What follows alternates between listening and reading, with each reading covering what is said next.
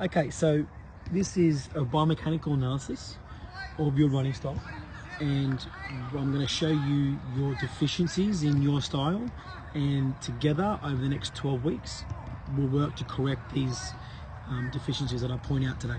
All right?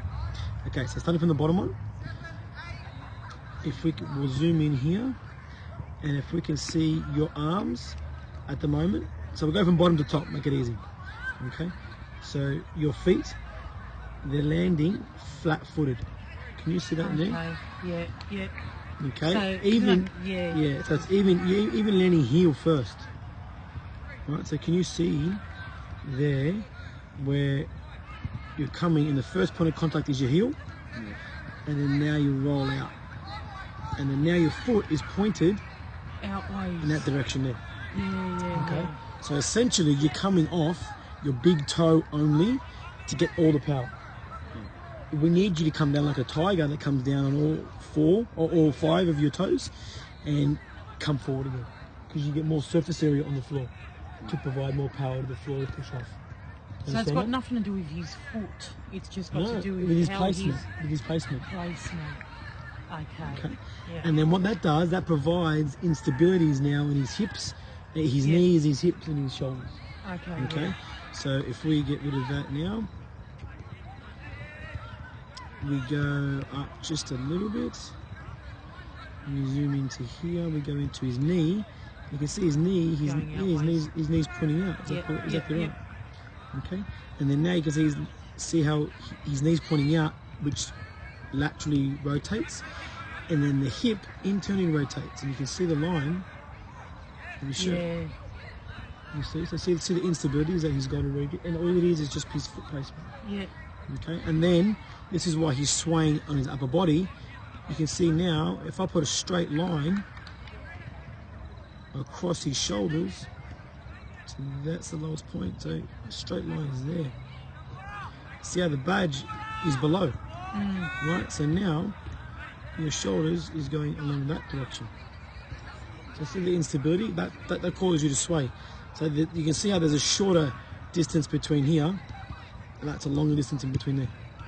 Yeah, that's how you get that sway happening, and that all relates back down to your foot placement.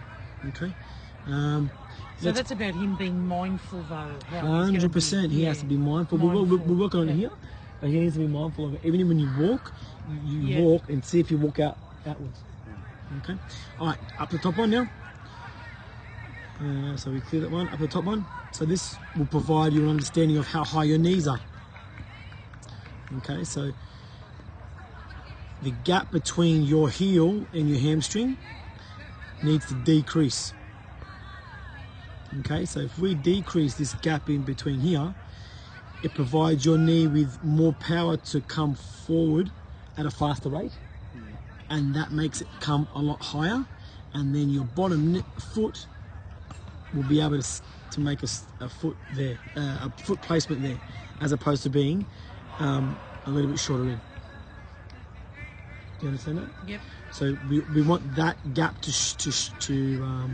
shorten, and we want your knee to reach the angle of that arrow there. Oops. Oh wow, yeah. You see it? Come up higher. Exactly right. Okay, so if we follow through to here, you're here, whereas it should be.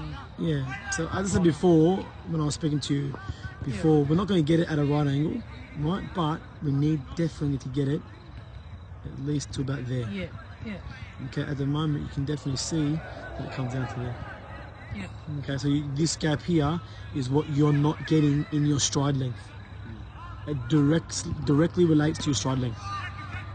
Okay, this is how you get even quicker because you're so tall. If you lift your knees up, your stride, you get an extra 1.5 to 2 foot on each stride. So you're going quicker. So you can imagine how quick you get from point A to point B, and all you got to do is work on flexibility, glute, hammy, and hip flexor strength will help you do that. All right, so I'll put it up on YouTube now. Yep, cool. Go home and see it 5 or 6 times before you come back next week, and then we'll go through it again. All right? All right. Legend.